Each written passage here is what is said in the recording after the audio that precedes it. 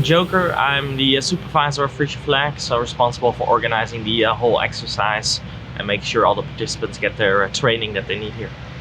I've been a pilot for over 12 years in the Dutch Air Force, flying the F-16 still here.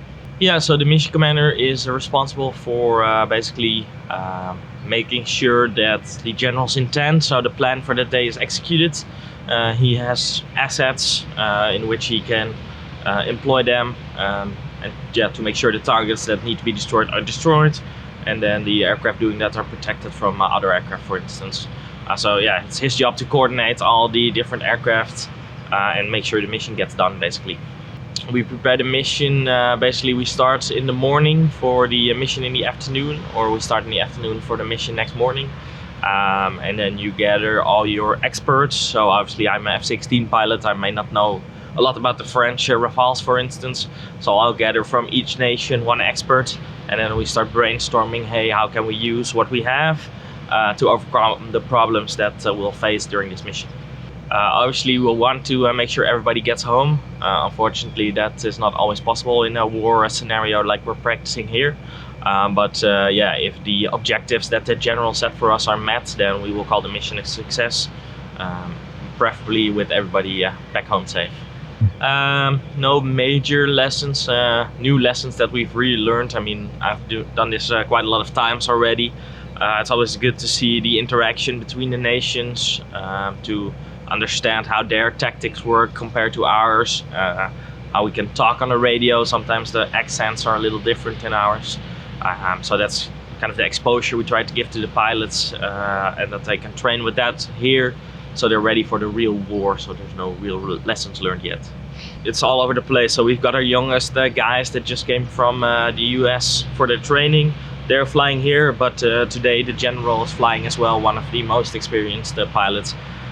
It's good training for everybody. Obviously for the young people who haven't done this before, they learn the most, but even for a general, he can still learn.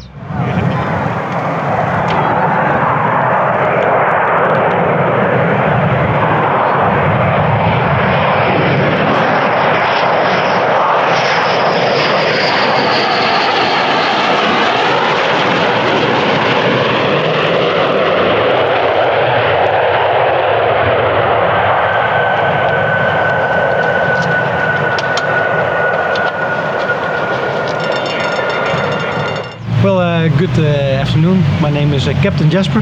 I'm a air battle manager by CRC Bandbox. Currently we are deployed as a deployable CRC call sign Highway, and we are actually the eyes and ears of the exercise, giving command and control for the fighters. For us as a daily job, we come in the morning, we collect all the stuff we need for the mission.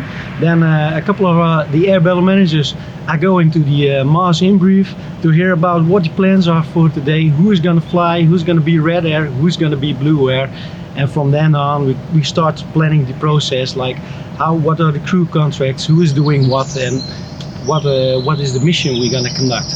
And so the average day for us is we start off with planning, then after the planning the airplanes they take off, and then after the takeoff we take the command and control of the aircraft, providing support to the mission from the ground with the radars we have, but we also establish an air picture, a recognized air picture. That's our main objectives.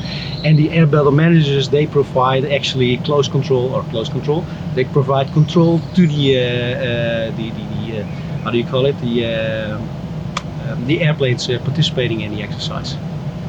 Well, actually we are responsible for the whole airspace, but we don't only have the Dutch responsibility airspace, because we're flying above the North Sea, but we're also conducting missions in Danish and German airspace. So, but it's airspace above sea, so it's free to fly over there, but we've got a responsibility over there to conduct our command and control and our mission as well. Well, you have actually we got three elements at the CRC. You've got one surveillance element. They are responsible for detection, for identification, and for cross-tell. So what we do over there is tell actually the neighboring sites what's going on as well, to have a little bit of early warning. Identification is very important for us as well.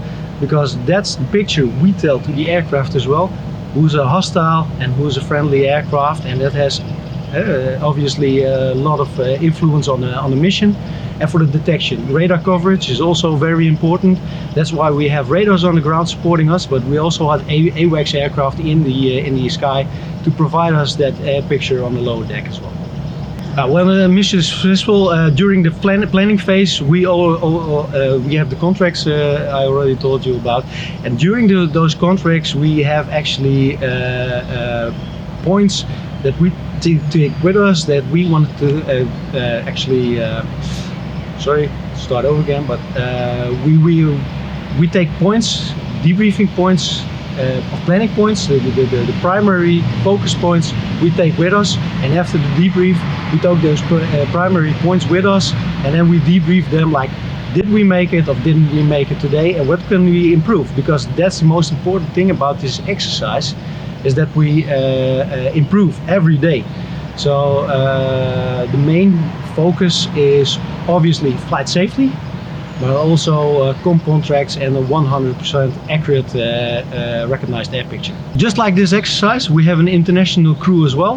We got German colleagues over here at the air battle management side, but we also got colleagues from the NATO AWACS and the French AWACS as well, helping us out as a liaison for the missions as well. Yeah. Well, for this interview, to give a big example how the air battle management works, it's like I told you already, that we have a surveillance crew working on that recognized air picture and picture sharing, but we also got a weapons crew. They are actually pretty much directly involved in the air combat. They give target information. They also they work pretty hard to give a bigger picture to the aircraft, because they are having only a small part of the exercise they are looking at, and they are actually in charge of the airspace. Yeah.